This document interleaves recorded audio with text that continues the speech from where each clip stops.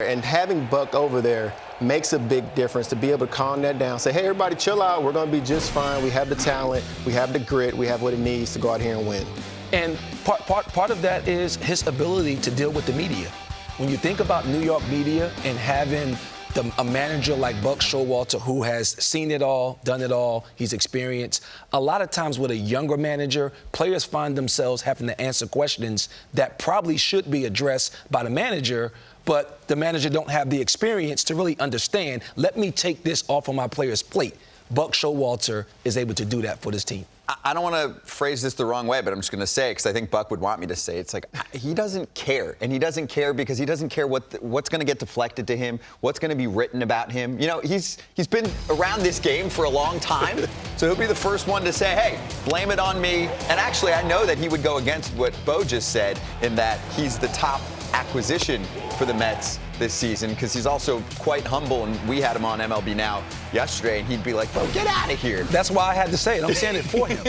He's not going to say it. That's why I'm saying it for him. He's going to list every player the Mets have picked up in the past year and say they're more important than him, but we know that's not true. We know what he's bringing to the table. He actually was serving the one-game suspension with the back and forth throwing at each other that was going on with the Mets over the past week or so. Yohan Lopez had to serve a few games as well on a pitch deemed intentionally thrown at Kyle Schwarber. That's the thing also. He's been tested early, CY, as a manager, and he's used to it, but the Mets have been thrown at, and of course a lot of it's just missing a ton, and Buck, I think, has handled that well, and I think he's okay missing a paycheck, too. He's handled it great. He's been on the top step for all these hits, and yeah, it's been some hits that have been intentional, some hits that haven't been intentional. He talked about the grip on the balls and how, early in the season, there are a lot of balls getting away from people, but at the same time, it's just way too coincidental that they're getting away from it with my players in the dish and my big-time players that I need, throughout the season. So, and he let it be known when Lopez hit that guy, he said, hey, we hit him with a changeup.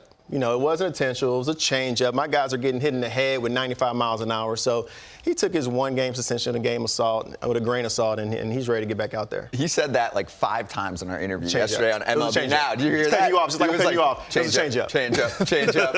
It's good. He's got a little TV savviness to him as well. But what do you think about the way that he's backed up his players when he's had a specific situation to deal with? Because, hey, let's be real. Sometimes the Mets are drama city, but sometimes that's also created by how situations are handled. Like we remember the thumbs down situation last year. I guarantee, working with Buck especially pretty deeply over the past year on games and on this set, he would not have let that happen. No, the biggest job of the manager is to be a problem solver. And when you think about what Buck is able to do with these players is he's able to solve problems. And it goes all the way back to just his level of experience, being in New York with the Yankees, taking over the Arizona Diamondbacks when they were a new franchise. He's been through the wars of understanding how to win Major League Baseball games. And it gives his players a lot of confidence with all of the decisions that he's going to make. Yeah, his team's pretty damn good right now, too, I will say. I mean, even, beyond the big names like a Max Scherzer being acquired, Chris Bassett's been pretty awesome for them. And then Tyler McGill looks like, what, a 1 or a 2 starter right now, stuff-wise? And that's what happens when you're in a clubhouse and you expect to win. I feel like everybody's able to take their game to the next level.